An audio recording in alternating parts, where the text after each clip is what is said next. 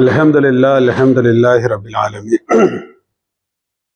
വസ്സലാത്തു വസ്സലാമു അലാ റസൂലിഹിൽ അമീൻ വഅലാ ആലിഹി വസഹ്ബിഹി അഊദു ബില്ലാഹി മിനശ് ശൈത്വാനിർ റജീം ഖാല റബ്ബി ഇന്നി ലാ അംലികു ഇല്ലാ നഫ്സി വഅഖി ഫഫ്റുഖ് ബൈനനാ വബൈനൽ ഖൗമിൽ ഫാസിഖീൻ സദഖല്ലാഹുൽ അലിയ്യുൽ അസീം.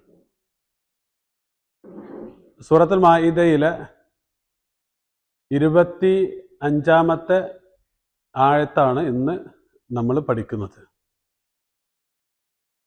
ഇതില് മൂസാ നബി അലൈഹി സ്വലാത്തു വസ്സലാം സ്വന്തം ജനതയോട് വളരെ കൃത്യമായി ആവർത്തിച്ച് അള്ളാഹുവിൻ്റെ കൽപ്പന അനുസരിക്കുവാൻ നിർദ്ദേശിക്കുന്നുണ്ട്.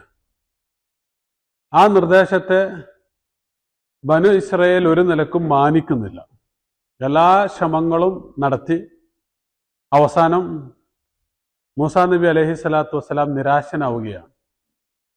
ആ നിരാശനാകുന്ന സമയത്ത് അദ്ദേഹം പടച്ചവനോട് അങ്ങേയറ്റത്തെ ദുഃഖത്തോടുകൂടി നിരാശയോടുകൂടി പറയുന്ന വർത്തമാനമാണ് ഇവിടെ ഉദ്ധരിക്കുന്നത്. ഖാല റബ്ബി ഇന്നി ലാ അംലികു ഇല്ലാ നഫ്സി വ അഖി.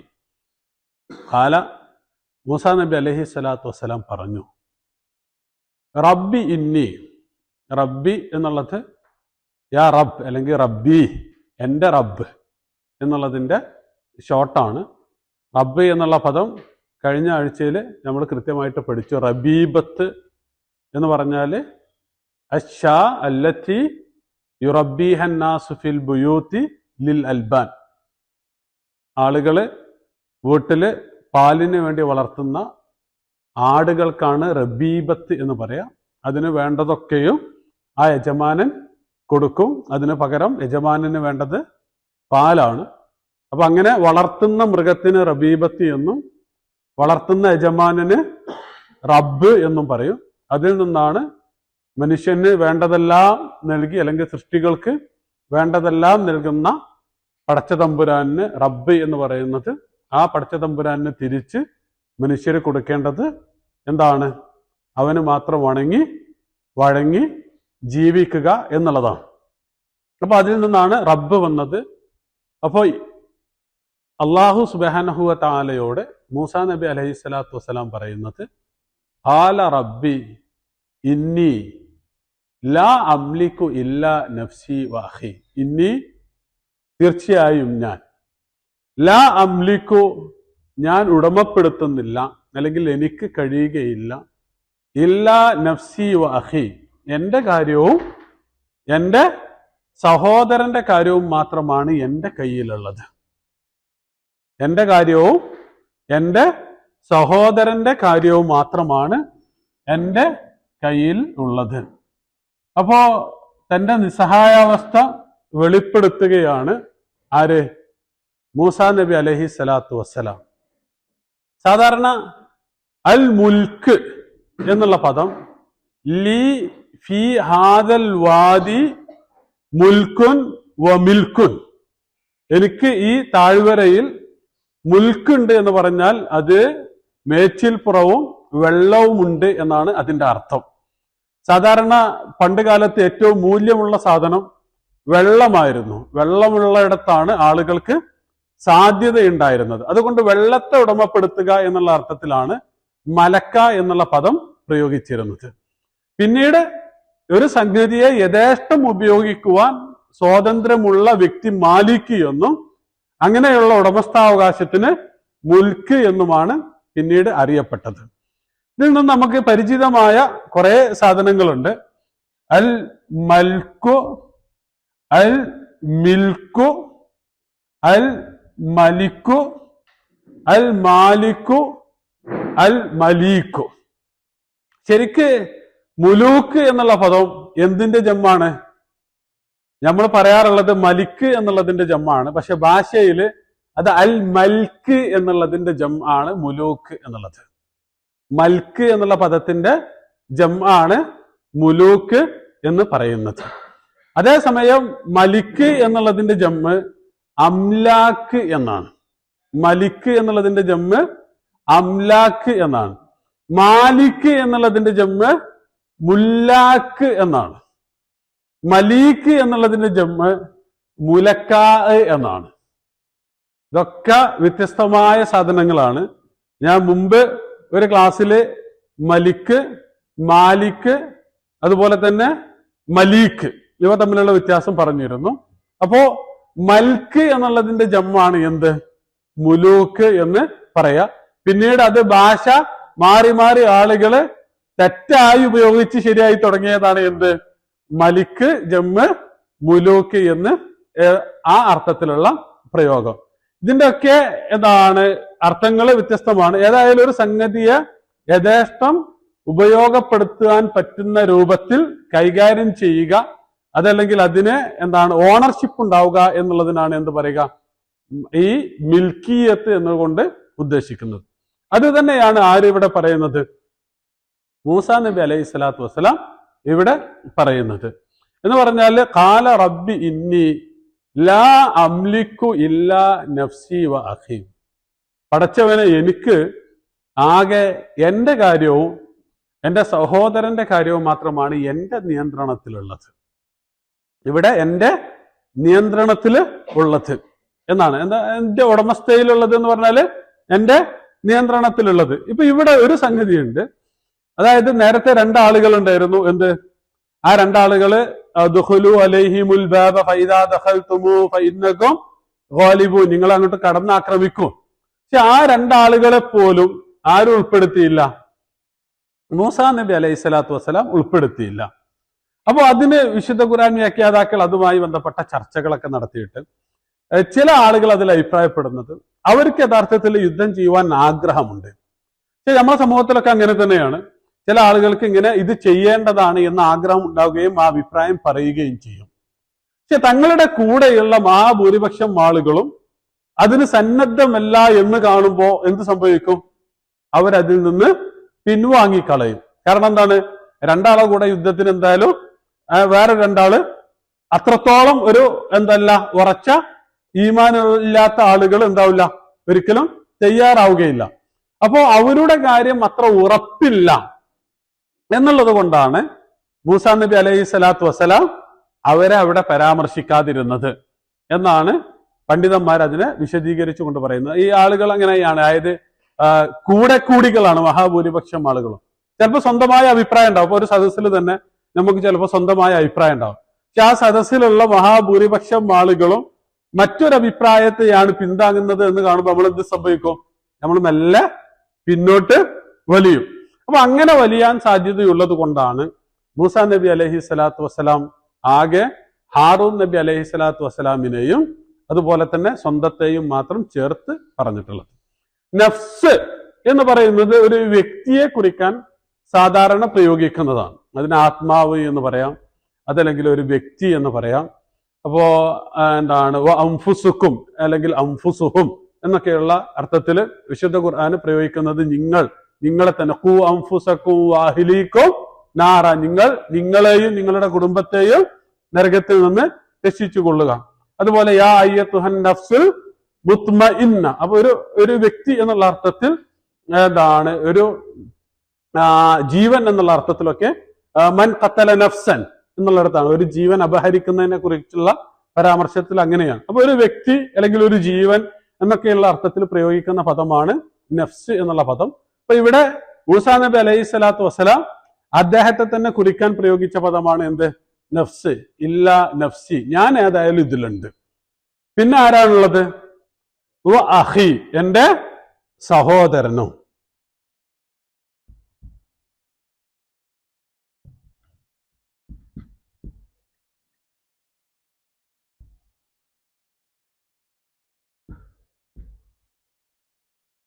അൽ അഖിയത്ത് എന്ന് പറഞ്ഞാല് അൽ ഹബുലുല്ലദി യുദ്ഫനു ഫിൽ അർളി വയബ്റുസു തറഫുഹു ഫയുശദ്ദു ബിഹി. പണ്ട് കാലത്ത് മൃഗങ്ങളെയൊക്കെ കെട്ടാന് അവര് നന്നായി ബലിഷ്ഠമായി കെട്ടാൻ ഉപയോഗിച്ചിരുന്നത് കയറ് കുറെ ഭാഗം ഭൂമിക്ക് അടിയിലെ കുഴിച്ചിടും, ഒരു ചെറിയ അറ്റം മാത്രം പുറത്തേക്ക് വരും, എന്നിട്ട് മൃഗത്തെ കെട്ടിവെക്കും. അപ്പൊ ഇങ്ങനെ കെട്ടിവെക്കുക, ചേർത്ത് പിടിക്കുക എന്നുള്ള അർത്ഥത്തിലാണ് ശരിക്ക് അഹിയത്ത് എന്നുള്ള പദവും ആഹിയത്ത് എന്നുള്ള പദവും അറബി ഭാഷയിൽ നിന്ന് ഉപയോഗിക്കാറുള്ളത്. അതിൽ നിന്നാണ് അഹ് എന്നുള്ള പദം കടന്നു വന്നിട്ടുള്ളത്. അഹ് എന്ന് പറഞ്ഞാല് കൂടെ നിൽക്കുന്നവൻ, എപ്പോഴും ചേർത്ത് പിടിക്കുന്നവൻ. ഇത് ഈ അർത്ഥത്തിൽ തന്നെ വിശുദ്ധ ഖുർആനില് മൂസാ നബി അലൈഹി സ്വലാത്തു വസ്സലാമും ഹാറൂനും തമ്മിലുള്ള ബന്ധത്തിൽ തന്നെ നമുക്ക് കാണാം. വജഅല്ലി വസീറൻ മിൻ അഹ്ലി ഹാറൂന അഖി ഉശ്ദുദ് ബിഹി അംരി വഅശ്രിക്കുഹു ഫി അംരി ഉശ്ദുദ് ബിഹി അസ്രി വഅശ്രിക്കുഹു ഫി അംരി. എന്റെ സഹോദരൻ ഹാറൂനിന്റെയും, എന്നിട്ട് പറഞ്ഞതിന് ഹാറൂന് എന്തിനാണ്? ഹാറൂന് എന്നെ ചേർത്ത് പിടിക്കാനുള്ളതാണ്, എനിക്ക് ശക്തി പകരാനുള്ളതാണ്. അതുകൊണ്ടാണ് ഇശ്ദുദ് ബിഹി അസ്രി വഅശ്രിക്കുഹു ഫി അംരി എന്ന് പറഞ്ഞിട്ടുള്ളത്. അപ്പൊ യഥാർത്ഥത്തിൽ അഹ് എന്ന് പറയുന്നത് ചേർത്ത് പിടിക്കുന്നവൻ അല്ലെങ്കിൽ പിടിച്ചു നിർത്തുന്നവൻ. നേരത്തെ പറഞ്ഞ ആ കയറിലേക്കാണ് ഇതിന്റെ യഥാർത്ഥത്തിലുള്ള മടക്കം എന്നുള്ളത്. എന്താണ് അഹ് എന്നുള്ളതിന്റെ ബഹുവചനം? ഇഖ്വത്തും ഇഖ്വാനും തമ്മിൽ വലിയ വ്യത്യാസങ്ങളൊന്നുമില്ല, പക്ഷെ ചെറിയ നേരിയൊരു വ്യത്യാസമുണ്ട്. എന്ന് പറഞ്ഞാൽ ഒന്നുകിൽ സ്വന്തം ചോരയിൽ പിറന്ന സഹോദരന്മാർ, അല്ലെങ്കിൽ അതുപോലെയുള്ള സഹോദരന്മാർ, അതുപോലെ പരിഗണിക്കേണ്ട സഹോദരന്മാർ. അവിടേക്കാണ് സാധാരണ കൂടുതലായിട്ടും ഇഖ്വത്ത് എന്നുള്ള പദം പ്രയോഗിക്കാറുള്ളത്. വിശുദ്ധ ഖുർആനിൽ ലഖദ് കാന ഫീ യൂസുഫ വ ഇഖ്വതിഹി ആയാത്തുൽ ലിസ്സായിലിൻ. ലഖദ് കാന ഫീ യൂസുഫ വ ഇഖ്വതിഹി. യൂസുഫിന്റെ കൂടെ പിന്നെ ആരുണ്ടായിരുന്നത്? യൂസുഫിന്റെ സഹോദരന്മാരായിരുന്നു ഉണ്ടായിരുന്നത്. അത് സൂറത്ത് യൂസുഫിൽ തന്നെ ഏകദേശം 3 തവണ ഇങ്ങനെ അദ്ദേഹത്തിന്റെ സഹോദരന്മാരെ കുറിക്കാന് ഇഖ്വത്ത് എന്നുള്ള പദം ബഅദ അൻ നസഗ ശൈത്വാനു ബൈനി വബൈന ഇഖ്വതി എന്ന് യൂസുഫ് നബി അലൈഹി സ്വലാത്തു വസ്സലാം പറയുന്നുണ്ട്. അതുപോലെ ഇന്നമൽ മുഅ്മിനൂന ഇഖ്വത്തുൻ ഫഅസ്ലിഹു ബൈന അഖവൈക്കും. അപ്പൊ അവിടെയും വിശ്വാസികള് ശരിക്ക് രക്തബന്ധത്തിലുള്ള സഹോദരന്മാരെ പോലെയാണ് എന്ന് കുറിക്കാനാണ്. അതുപോലെ മീറാത്ത്, അനന്തര സ്വത്ത് പറയുന്നിടത്ത് എന്താ പറഞ്ഞിട്ടുള്ളത്? ഫഇൻ കാന ലഹു ഇഖ്വത്തുൻ. അവിടെയൊക്കെയും ഏത് പദമാണ് വന്നിട്ടുള്ളത്? ഇഖ്വത്ത് എന്നുള്ള പദമാണ്. അപ്പൊ ഇത് സാധാരണ പ്രയോഗിക്കാറുള്ളത് ഈ രക്തബന്ധത്തിൽ പിറന്നിട്ടുള്ള അല്ലെങ്കിൽ ആ അർത്ഥത്തിൽ ചേർന്ന് നിൽക്കുന്ന സഹോദരന്മാരെ കുറിക്കാനാണ് എന്ത് പറയുക? ഇഖ്വത്ത് എന്നുള്ളത്. യൂസുഫ് നബി അലൈഹി സ്വലാത്തു വസ്സലാമും സഹോദരന്മാരും അതിനുള്ള ഉദാഹരണമാണ്. അതേസമയം ഇഖ്വാനി എന്ന് പറയുന്നത് കൂട്ട് എന്നുള്ള അർത്ഥത്തിലാണ് മിക്കവാറും പ്രയോഗിക്കാറുള്ളത്. അതായത് സൗഹൃദ കൂട്ട് എന്നുള്ളതാണ്. അപ്പൊ ഉദാഹരണമായിട്ട് നിങ്ങൾ ഒരിക്കലും എന്താണ് ദുർവ്യയം ചെയ്യരുത്. ഇന്നൽ മുബദ്ദിരീന കാനൂ ഇഖ്വാന ശയാത്തീൻ. ദുർവ്യയം ചെയ്യുന്ന ആളുകള് എന്താണ്? പിശാചിന്റെ ഇഖ്വാനാണ്, കൂട്ടുകാരാണ് എന്ന് പറയുന്നതാണ്. അതുപോലെ തന്നെ ആ അർത്ഥത്തിൽ ഒരുപാട് പ്രയോഗങ്ങൾ വിശുദ്ധ ഖുർആനിലുണ്ട്. എന്താണ്? അല്ലാഹു സുബ്ഹാനഹു ഫഅസ്ബഹ്തും ബിനിഅമതി ഇഖ്വാന. നിങ്ങൾ എന്റെ അനുഗ്രഹത്താൽ പരസ്പരം എന്തായി തീർന്നു? അതായത് പരസ്പരം ശത്രുതയിലുള്ള ആളുകളായിരുന്നു, അവരെന്തായി തീർന്നു? മിത്രമായി തീർന്നു, അല്ലെങ്കിൽ സൗഹൃദത്തിലായി തീർന്നു എന്ന് പറയുന്നതിനാണ് എന്ത്? ഫഅസ്ബഹ്തും ബിനിഅമതി ഇഖ്വാന എന്ന് പറയുന്നത്. അതുപോലെ ഫഇഖ്വാനുക്കും ഫിദ്ദീൻ എന്നൊക്കെ പറയുന്ന അർത്ഥത്തിലൊക്കെയുള്ള പ്രയോഗങ്ങള് വിശുദ്ധ ഖുർആനിൽ നമുക്ക് കാണുവാൻ കഴിയും. അപ്പൊ അതാണ് ഇഖ്വത്തും ഇഖ്വാനും തമ്മിലുള്ള വ്യത്യാസം. അത് ഒരു ചെറിയ നേർത്ത വ്യത്യാസമാണ്. എന്ന് പറഞ്ഞാൽ മറ്റർത്ഥത്തിൽ അത് അങ്ങോട്ടും ഇങ്ങോട്ടും പ്രയോഗിച്ചുകൂടാ എന്നില്ല, പക്ഷെ മിക്കവാറും ഇങ്ങനെയാണ് അത് പ്രയോഗിക്കാറുള്ളത്. അപ്പോ റബ്ബി ഇന്നി ലാ അംലികു ഇല്ലാ നഫ്സി വ അഖി. അപ്പൊ ഇവിടെ മൂസാ നബി അലൈഹി സ്വലാത്തു വസ്സലാം ഒന്ന് അദ്ദേഹത്തിന്റെ ദുഃഖം എന്ന് പറഞ്ഞാല് ഒരുപാട് കാലം ഇവരെ ദീനിലേക്ക് ക്ഷണിക്കുന്നു, ഇവരെ സംസ്കരിക്കുന്നു എന്ന് മാത്രമല്ല കാലങ്ങളായി ഇവരനുഭവിച്ചിരുന്ന പീഡനങ്ങളിൽ നിന്ന്, കൊടിയ പ്രയാസങ്ങളിൽ നിന്ന് ഇവരെ മോചിപ്പിക്കുന്നു. ഇവർക്ക് അള്ളാഹുവിൽ നിന്നുള്ള ഒരുപാട് അനുഗ്രഹങ്ങൾ എത്തിച്ചു കൊടുക്കുന്നു. അവർക്ക് കൊടുത്ത ഇത് ജാലഫീക്കും അംബിയ വജാലക്കും മുലൂക്കൻ വ ആതാക്കും മാലം യുഅതി അഹദൻ മിനൽ ആലമീൻ.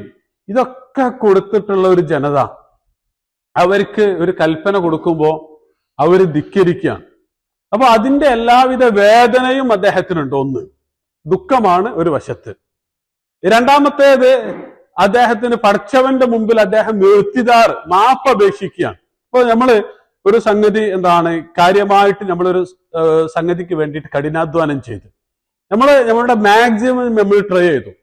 പക്ഷെ എന്നിട്ടും നമ്മൾ പരാജയപ്പെട്ടു പോയാൽ അതിന്റെ ഉത്തരവാദിത്തപ്പെട്ട ആളുകളോട് നമുക്ക് എന്തുണ്ടാവും? ഒരു ചെറിയ നമുക്കൊരു കുറ്റബോധം ഉണ്ടാവും.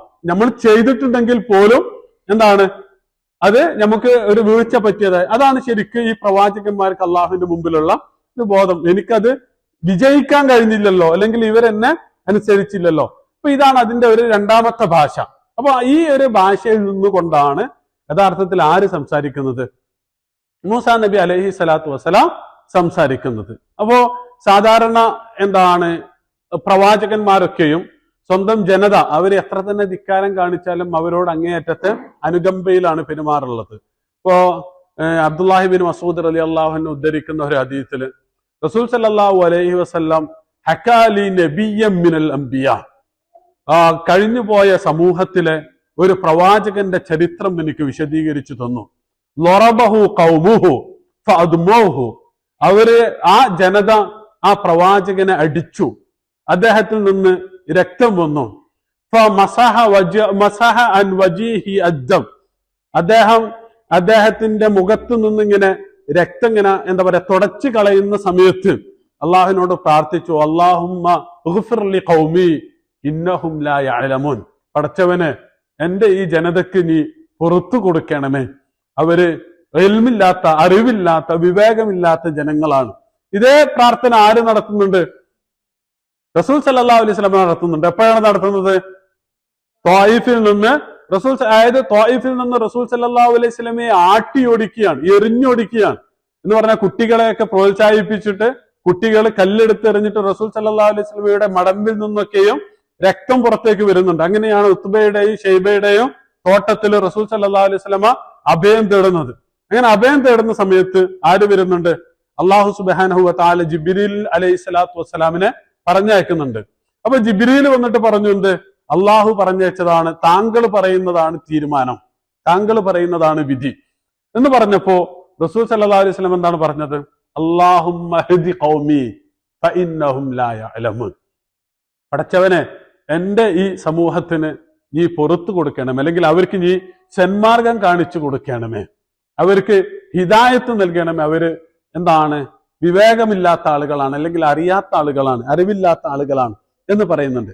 അപ്പോ പ്രവാചകന്മാർക്ക് സ്വന്തം ജനത അവർ എത്ര തന്നെ ധിക്കാരം പ്രവർത്തിച്ചാലും അവരോടുള്ള സമീപനം അതാണ്. പക്ഷെ അപ്പോഴും മൂസാ നബി അലൈഹി സ്വലാത്തു വസ്സലാം എന്താണ് അദ്ദേഹത്തിന് പടച്ചവന്റെ മുമ്പില് എന്റെ അടുത്ത് നിന്ന് വല്ല വീഴ്ചയും സംഭവിച്ചു പോയോ എന്നുള്ള നിരാശയാണ്. കാരണം ഇവര് നമ്മളിപ്പോ ഒരു കാര്യം നിരന്തരമായി പരിശ്രമിച്ചിട്ട് അതിന് ഫലം കണ്ടിട്ടില്ലെങ്കിൽ എന്താ സംഭവിക്കുക? നമുക്ക് തോന്നുന്നു നമ്മുടെ അടുത്ത് എന്തോ സംഭവിച്ചിട്ടുണ്ട് എന്ന് തോന്നിപ്പോകും. ആ തോന്നലിൽ നിന്നുകൊണ്ടാണ് അദ്ദേഹം സംസാരിക്കുന്നത്. ഇതിന്റെ രണ്ടാമത്തെ ഒരു തലം എന്ന് പറയുന്നത് ഇന്നി ലാ അംലികു ഇല്ലാ നഫ്സി വാഹി, ഇതിന്റെ ഒരു പ്രബോധന തലമാണ്. എന്ന് പറഞ്ഞാൽ നമ്മളൊക്കെ ഇപ്പൊ ദീനിന്റെ മാർഗത്തിൽ പ്രവർത്തിക്കുമ്പോൾ അല്ലെങ്കിൽ ആളുകളോട് ഇങ്ങനെ സംസാരിക്കുമ്പോൾ നമ്മൾ എത്ര കാലം സംസാരിച്ചിട്ടും ആളുകൾക്ക് പ്രത്യേകിച്ച് മാറ്റൊന്നുമില്ലല്ലോ, അല്ലെങ്കിൽ ഇവരൊന്നും മാറുന്നില്ലല്ലോ, ഇവരൊന്നും ഇസ്ലാം സ്വീകരിക്കുന്നില്ലല്ലോ, അല്ലെങ്കിൽ ഇവരൊന്നും എന്താണ് ഇസ്ലാമിന്റെ കാഴ്ചപ്പാട് ഉൾക്കൊള്ളുന്നില്ലല്ലോ എന്നുള്ള നിരാശയൊക്കെ നമുക്ക് തോന്നും. പക്ഷെ നമ്മളൊന്ന് തിരിച്ച് നേരെ ഈ പറയുന്ന മൂസാ നബി അലൈഹി സ്വലാത്തു വസ്സലാമിന്റെ ഒക്കെ ചരിത്രം ഒന്ന് പരിശോധിച്ച് നോക്കി. നമ്മൾ ഇത്രയൊന്നും നമ്മളെ ആളുകൾക്ക് വേണ്ടിയിട്ട് ചെയ്തിട്ടില്ലല്ലോ. മൂസാ നബി അലൈഹി സ്വലാത്തു വസ്സലാം ഇസ്രായേൽ ജനതയ്ക്ക് ചെയ്തതുപോലെ നമ്മള് ഈ സമൂഹത്തിന് വേണ്ടി ചെയ്തിട്ടില്ലല്ലോ.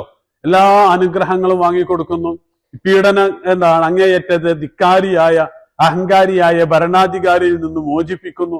ഇതൊക്കെ ആര് ചെയ്തിട്ടുണ്ട്? മൂസാ നബി അലൈഹി സ്വലാത്തു വസ്സലാം ചെയ്തിട്ടുണ്ട്. അദ്ദേഹത്തിന് പറയാൻ എന്തുണ്ട്? അവകാശമുണ്ട്. നമ്മൾ ഇത്ര ഒന്നും ചെയ്തിട്ടില്ല. അപ്പൊ അത്രയൊക്കെ ചെയ്തിട്ടും മൂസാ നബിയുടെ കൂടെ ആകണ്ടായിരുന്നത് ആരാണ്? ഹാറൂൻ നബി അലൈഹി സ്വലാത്തു വസ്സലാം മാത്രമാണ്. അപ്പോ ആളുകളില്ല എന്നുള്ളത് ഒരിക്കലും നമ്മൾ പരാജയപ്പെട്ടു എന്നുള്ളതിന്റെ തെളിവല്ല, അല്ലെങ്കിൽ ആളുകൾ കുറവാണ് എന്നുള്ളത് നമ്മുടെ കയ്യിലുള്ള ദർശനം ദുർബലമാണ് എന്നുള്ളതിന് തെളിവല്ല. കാരണം ഈ സന്ദേശവുമായി വന്നിട്ടുള്ള ആളുകൾക്കൊക്കെയും ഇത് തന്നെയായിരുന്നു അനുഭവം. ഇപ്പോ നൂഹ് നബി അലൈഹി സ്വലാത്തു വസ്സലാം 900-ലധികം വർഷം പ്രബോധനം നിർവഹിക്കുന്നുണ്ട്. അപ്പൊ അദ്ദേഹത്തെ കുറിച്ച വിശുദ്ധ ഖുർആനിന്റെ പരാമർശം ഒമാ ആമന മാഹു ഇല്ല ഖലീൽ, ഒമാ ആമന മാഹു ഇല്ല ഖലീൽ, വളരെ കുറച്ച് ആളുകൾ മാത്രമേ അദ്ദേഹത്തില് എന്താണ് നമ്മളൊന്ന് ആലോചിച്ച് നോക്കി. 900 വർഷം പ്രബോധനം നടത്തി, എന്നിട്ട് അവസാനം ആ സമൂഹത്തിന് ശിക്ഷ ഇറങ്ങി. എന്നിട്ട് ആ ശിക്ഷ ഇറങ്ങിയ സമയത്ത് അതിൽ നിന്ന് രക്ഷപ്പെടുത്തുന്നത് എന്തിലാണ്? ഒരു കപ്പലിലാണ്. ആ കപ്പലിൽ ആരൊക്കെയുണ്ട്? ആ കപ്പലിൽ വിശ്വാസികളായ ജനങ്ങളുണ്ട്. പിന്നെ എല്ലാ തരം മൃഗങ്ങളിൽ നിന്നും ഓരോ ഇണകളും തുണകളുമുണ്ട് എന്ന് പറഞ്ഞാൽ അപ്പൊ എത്ര ആൾക്കാരുണ്ടാവും പൈല് എന്ന് പറഞ്ഞാൽ ഒരു കപ്പലിൽ കൊള്ളാനുള്ള ആളുകൾ മാത്രം. ആ കപ്പൽ അതന്നെ ബാക്കിയുള്ളത് മൃഗങ്ങളുമാണ് എന്ന് പറഞ്ഞാൽ അത്രയും കുറച്ച് ആളുകളെ ഇസ്ലാം സ്വീകരിച്ചിട്ടുള്ളൂ. അപ്പൊ ഇത് ഈ ഒരു ദീനിന്റെ സ്വഭാവം ഇങ്ങനെയാണ്. അത് ഖലീലും മിൻ ഇബാദിയ ശുക്കൂർ. നമ്മുടെ എന്താണ് അള്ളാഹു സുബ്ഹാനഹു വ തആല തന്നെ പറയുന്നത്, എന്റെ അടിമകളിൽ വളരെ കുറഞ്ഞ ആളുകൾ മാത്രമേ എന്തുള്ളൂ? ശുക്കൂർ ആയിട്ടുള്ളൂ, നന്ദി കാണിക്കുന്നവരായിട്ടുള്ളൂ എന്ന് പറയുന്നത്. അപ്പോ കുറച്ച് ആളുകളെ വിശ്വസിച്ചിട്ടുള്ളൂ എന്നുള്ളത്, അല്ലെങ്കിൽ കുറച്ച് ആളുകളെ ഉള്ളൂ എന്നുള്ളത് ഒരിക്കലും എന്തല്ല, ഒരു ദർശനം തെറ്റാണ് എന്നുള്ളതിനോ അല്ലെങ്കിൽ അതുകൊണ്ട് ഈ ദർശനം പരാജയപ്പെട്ടു പോകും എന്നുള്ളതിനോ ഒരിക്കലും എന്തല്ല, ന്യായം അല്ല.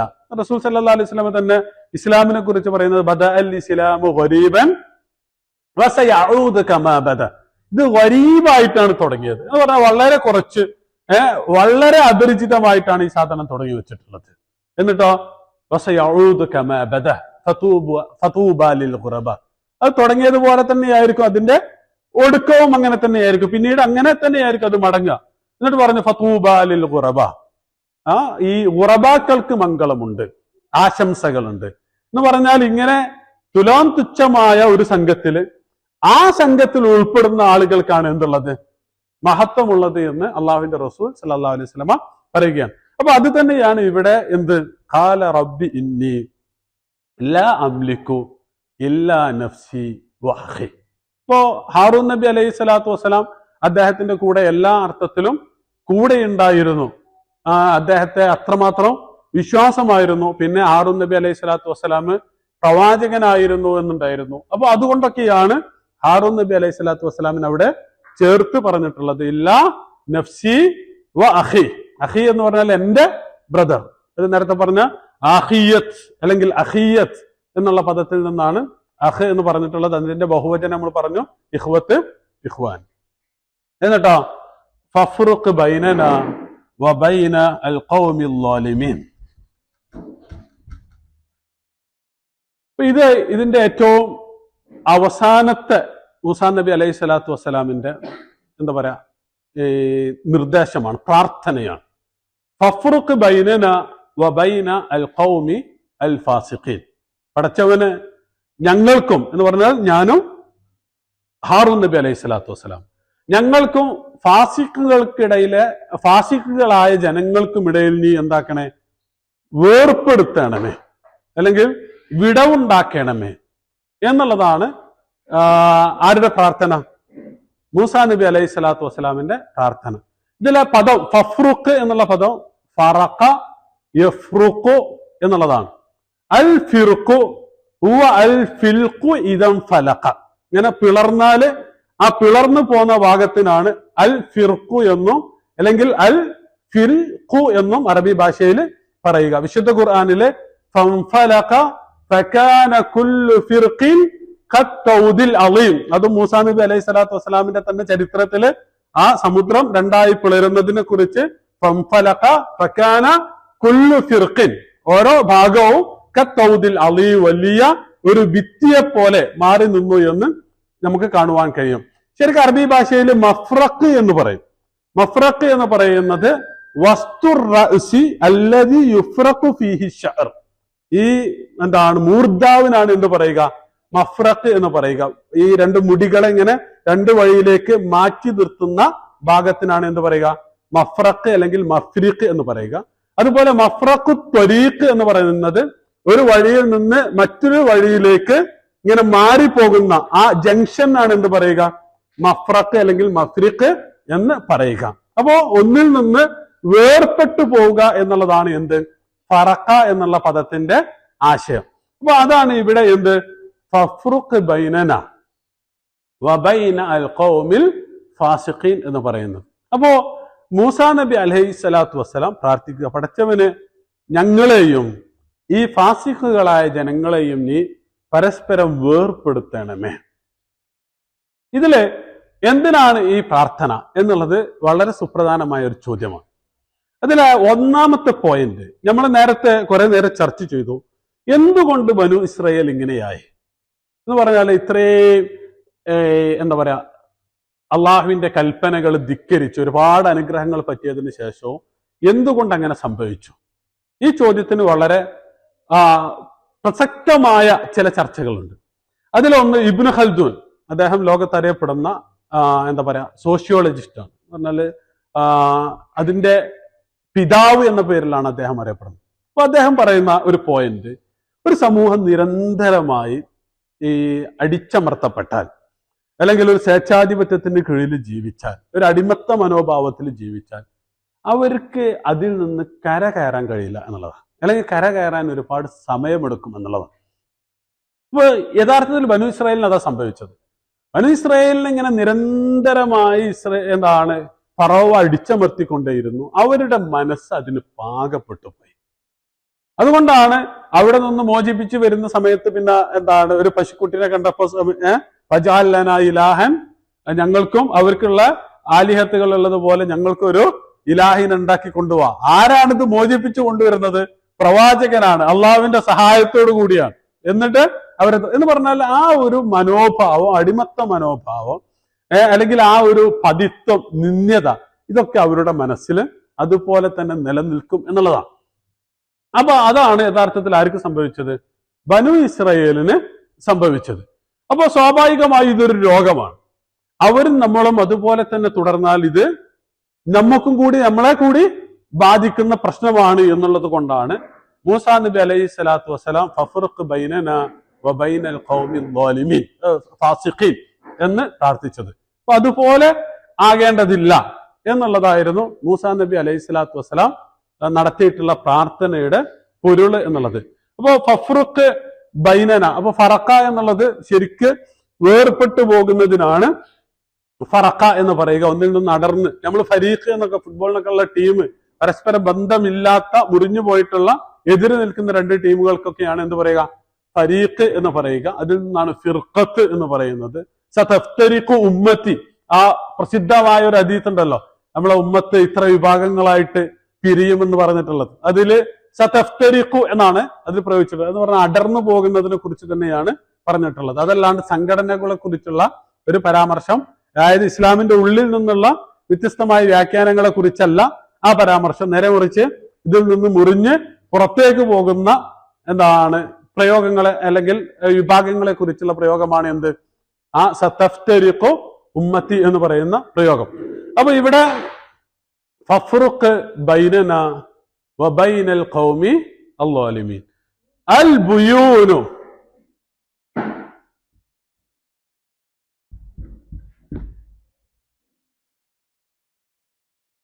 അൽ ബുയൂനു എന്ന് പറഞ്ഞാല് അൽ ബിർ അൽ ബഈദത്തുൽ ഖഅരി അൽ വാസിഅ, നല്ല ആഴമുള്ള നല്ല വിശാലമായ കിണറിനാണ് എന്ത് പറയുക?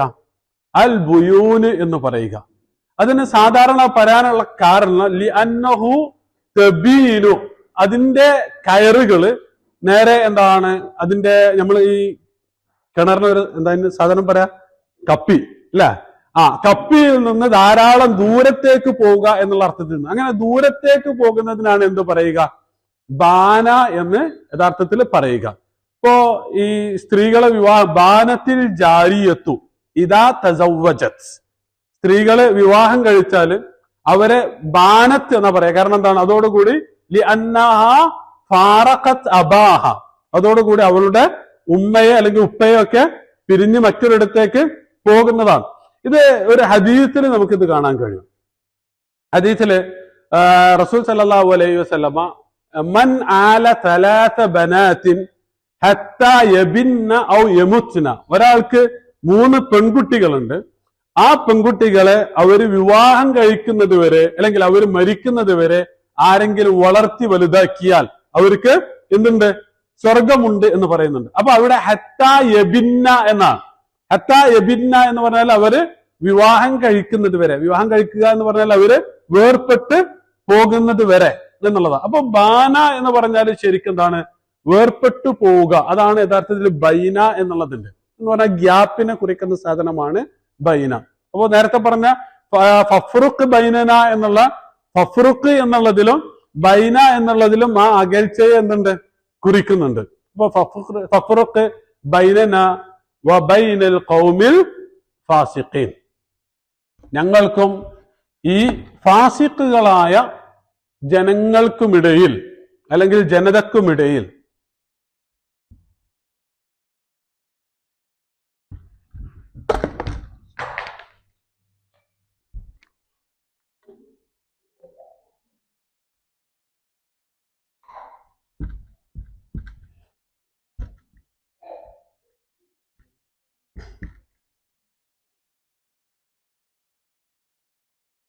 ഫസഖത്തിർ റുത്ബത്തു ഇദാ ഖറജത് അൻ ഖശ്രിഹ, ഈ ഈത്തപ്പഴം അതിന്റെ തൊലി പൊട്ടി പുറത്തേക്ക് വരുന്ന, പാകമാകുന്ന സമയത്ത് പുറത്തേക്ക് വരുന്നതിനാണ് എന്ത് പറയുക?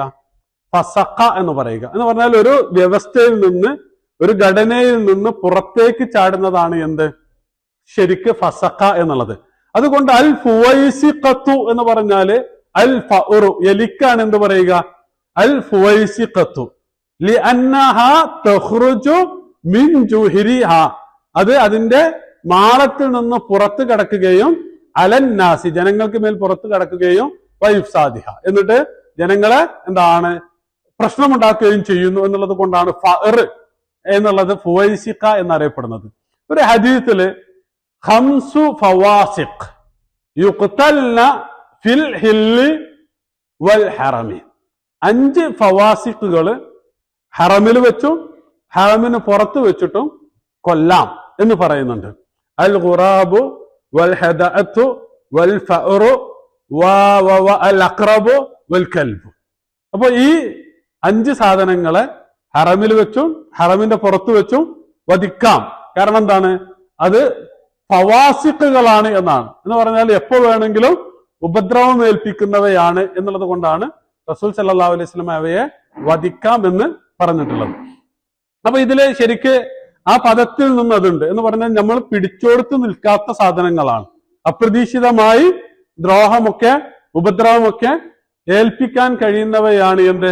ഈ പറയുന്ന മൃഗങ്ങൾ, ജീവജാലങ്ങൾ എന്നുള്ളത് കൊണ്ടാണ് അവയെ ഹറമിൽ വെച്ചിട്ടും ഹറമിക്ക് പുറത്തും വെച്ചിട്ട് വധിക്കാം എന്ന് റസൂൽ സല്ലല്ലാഹു അലൈഹി വസല്ലമ പറഞ്ഞിട്ടുള്ളത്. അപ്പോ ഒരു വ്യവസ്ഥയിൽ നിന്ന്, ഒരു ഘടനയിൽ നിന്ന് പുറത്ത് കിടക്കുക എന്നുള്ളതാണ് എന്തുള്ളത്? ഫസഖ എന്നുള്ളത്. അതുകൊണ്ടാണ് നമ്മൾ സാധാരണ അതിന് എന്ത് പറയാറുള്ളത്? ധിക്കാരികൾ എന്നൊക്കെ പറയാറുള്ളത്. അപ്പോൾ സാധാരണ ബനു ഇസ്രായേലിനെ കുറിച്ച്, അഹ്ലുൽ കിതാബിനൊക്കെ കുറിച്ചൊക്കെയുള്ള പരാമർശങ്ങളിൽ ഈ ഫിസ്ഖ് എന്നുള്ള പദം ധാരാളമായിട്ട് കാണുവാൻ നമുക്ക് കഴിയും. അതിൽ പെട്ടതാണ് വലൗ ആമന അഹ്ലുൽ കിതാബി ലകാന ഖൈറൻ ലഹും മിൻഹുമുൽ മുഅ്മിനൂന വഅക്സറുഹുമുൽ ഫാസിഖൂൻ. അഹ്ലുൽ കിതാബ് താങ്കളിൽ വിശ്വസിച്ചാൽ അത് അവർക്ക് ഗുണകരമായ കാര്യമാണ്.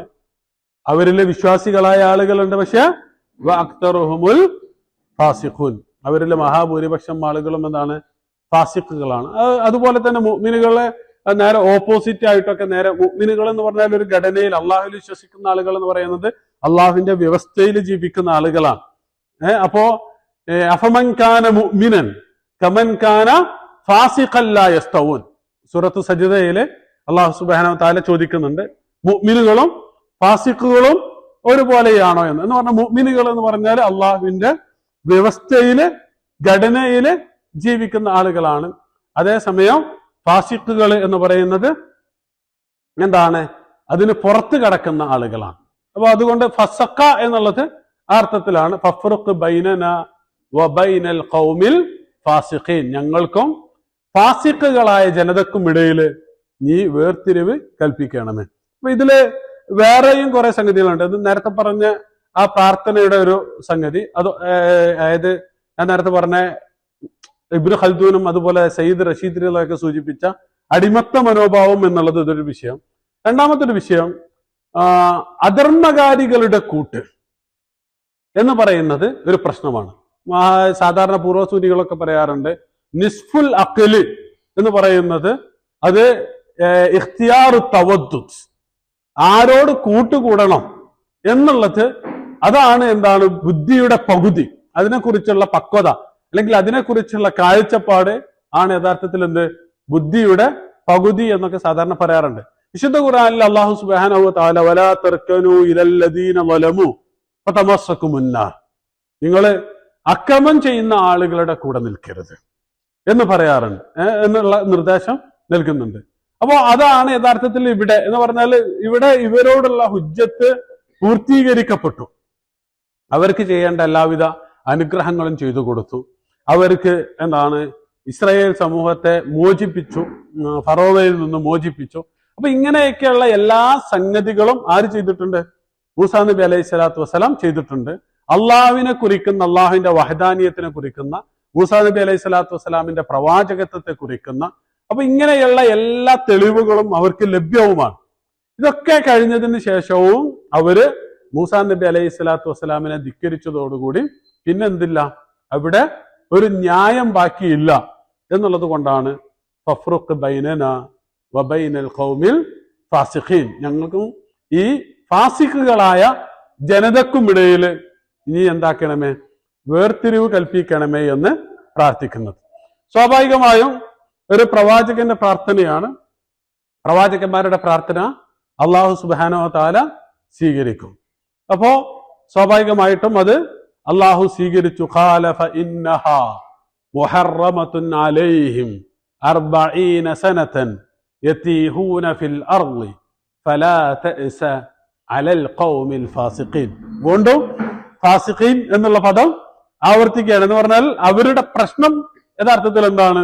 ധിക്കാരമാണ് എന്നുള്ളത് വീണ്ടും വീണ്ടും ആവർത്തിച്ച് പഠിപ്പിക്കുകയാണ്. അപ്പൊ സ്വാഭാവികമായും അല്ലാഹു സുബ്ഹാനഹു വ തആല ആ പ്രാർത്ഥന സ്വീകരിച്ചു. അള്ളാഹു അവരെ ശിക്ഷിച്ചു. ശിക്ഷിച്ചത് എങ്ങനെയായിരുന്നു? നേരത്തെ പറഞ്ഞ ഈ അർളുൽ മുഖദ്ദസ, വാഗ്ദത്ത ഭൂമി അവർക്ക് വിലക്കി. അവർക്കുള്ള വാഗ്ദത്ത ഭൂമിയായിരുന്നു അത് അൽ അർളുൽ മുഖദ്ദസ അല്ലെങ്കിൽ അൽ അർളുൽ മൗഊദ. നേരെ തിരിച്ച് അൽ അർളുൽ മുഹറമയായി തീർന്നു. അൽ അർളുൽ മുഹറമയായിട്ട് തീർന്നു എന്ന് പറഞ്ഞാൽ നിഷിദ്ധ ഭൂമിയായിട്ട് തീർന്നു. ആ ആയത്തിലേക്ക് നമ്മൾ പിന്നെ കടക്കും. ഹറാമ് എന്നുള്ളത് ഹലാല് എന്നുള്ളതിന്റെ ഓപ്പോസിറ്റ് ആണ്. ഹല്ല എന്നുള്ളതിന്റെ നേരെ ഓപ്പോസിറ്റ് ആണ് ഹറുമ എന്നുള്ളത്. ഹല്ല എന്ന് പറയുന്നത് നമ്മൾ സാധാരണ യാത്രക്കൊക്കെ പോയി ഒരിടത്ത് ഇറങ്ങിയിട്ട് നമ്മളുടെ ഭാണ്ഡം തുറന്നു വെക്കുന്നതാണ് എന്ത്? ഹല്ല. തുറന്നു വെക്കുക എന്ന് പറഞ്ഞാൽ ഏവർക്കും യഥേഷ്ടം ഉപയോഗിക്കുക എന്നാണ് അതിന്റെ ഉദ്ദേശം. എന്നാൽ ഒരു സംഗതി കെട്ടിവെക്കുന്നതാണ്, അതല്ലെങ്കിൽ ഒരു സംഗതിയിൽ നിന്ന് വിലക്കുന്നതാണ്, തടയുന്നതാണ് എന്ത്? മനഅ എന്നുള്ളതാണ് എന്ത്? ഹറുമ എന്ന് പറഞ്ഞാൽ അതിന്റെ അർത്ഥം.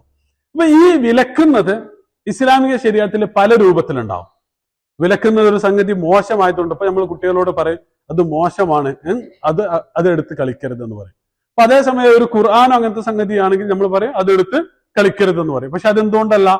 അത് മോശമായത് കൊണ്ടല്ല, നേരെ മറിച്ച് എന്താണ്? അത് പവിത്രമായത് കൊണ്ടാണ്. അപ്പൊ ഇസ്ലാമിക ശരീഅത്തില് ഹറാമുകള് രണ്ട് രൂപത്തിലുണ്ട്. ഒരു സംഗതി മോശമായത് കൊണ്ട് ചെയ്യരുത് എന്ന് പറയുന്നതാണ് ഒന്നാമത്തെ തരം ഹറാമ് എന്ന് പറയുന്നത്. അതിൽ പെട്ടതാണ് എന്ത്? ഇപ്പോ പന്നിയിറച്ചി കഴിക്കരുത് എന്ന് പറയുന്നത്. അപ്പോ അത് മോശമായത് കൊണ്ടാണ്. അത് എന്താ പറയാ, പല രൂപത്തിലുള്ള മോശം ഉണ്ടാവും. ആരോഗ്യത്തിന് മോശമായതായിരിക്കാം, അല്ലെങ്കിൽ മാനസികമായിട്ട് ഒരു മോശമായ സംഗതികളായിരിക്കും, അല്ലെങ്കിൽ സാമൂഹികമായിട്ട് അത് മോശമായ സംഗതിയായിരിക്കും. ഇപ്പോ വിവാഹബന്ധം നിഷിദ്ധമായതിനെ കുറിച്ച് പറയുന്നുണ്ട്. അപ്പോ ഹുരിമത്ത് അലൈക്കും ഉമ്മഹാത്തുക്കും ബനാത്തുക്കും എന്നൊക്കെ പറഞ്ഞിട്ട് ഉമ്മമാരെ വിവാഹം കഴിക്കാൻ പാടില്ല. സാമൂഹികമായ മോശമാണ്. അതേസമയം അതോടൊപ്പം തന്നെ ഒരു കുട്ടിയെ സംബന്ധിച്ച്, ഒരു മനുഷ്യനെ സംബന്ധിച്ചിടത്തോളം അവര് അങ്ങേയറ്റത്തെ എന്താ പറയാ മഹത്വം കൽപ്പിക്കുന്നവരാണ് സ്വന്തം മക്കളും സ്വന്തം ഉമ്മമാരും എന്നുള്ളത്. അപ്പൊ ആ അർത്ഥത്തില് അപ്പൊ ഇവിടെ അതായത് ഇന്നഹ മുഹറം ഫഇന്നഹ മുഹറമത്തുൻ അലൈഹി. അപ്പൊ ഇത് ഹ എന്ന് പറഞ്ഞാൽ അൽ അർളുൽ മുഖദ്ദസ, അത് അവർക്ക് നിഷിദ്ധമാണ് എന്ന് പറയുന്നത് ഇത് ശിക്ഷയാണ്.